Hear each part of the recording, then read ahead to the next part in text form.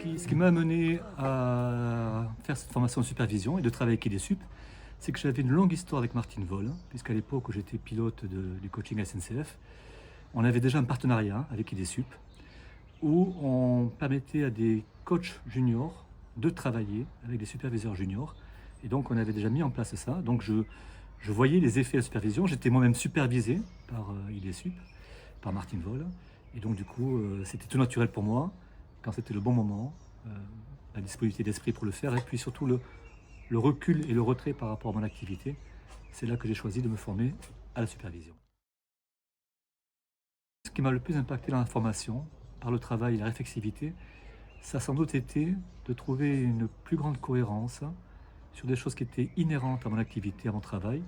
Cette place à la fois dedans, dehors, de le relier à mon histoire de vie, et par la réflexivité de comprendre pourquoi j'étais là, ce que je faisais là, quelle était ma contribution possible, et comment je pouvais accompagner autrement à une place singulière qui était la mienne.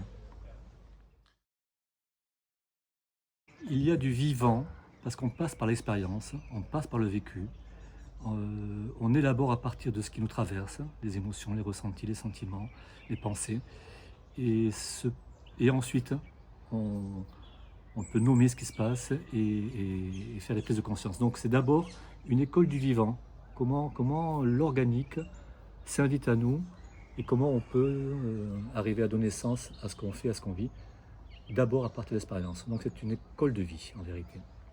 Et la couleur, du coup, ça serait plutôt du multicolore, on est dans l'arc-en-ciel, parce qu'il y a des émotions qui sont parfois difficiles à traverser. J'ai eu la chance, parce que finalement, c'était bien d'avoir une épreuve. J'ai dû refaire une partie de mon mémoire écrit pour valider ma certification. Et ça m'a permis, du coup, de rentrer vraiment dans un vrai travail réflexif. C'est-à-dire de ne pas être dans ce premier instant où on fait avec ce que l'on sait, mais d'être obligé d'aller chercher un peu plus loin que ce que j'avais l'habitude de faire. Donc ce travail-là, de devoir remettre à l'ouvrage, c'est vraiment une expérience qui m'a apporté. Donc je souhaite aux différentes personnes de pouvoir vivre des échecs. Je lui ai dit tout à l'heure on avait la Bible entre les mains. Aujourd'hui, grâce au travail de podcast, on a la parole. Mais plus sérieusement,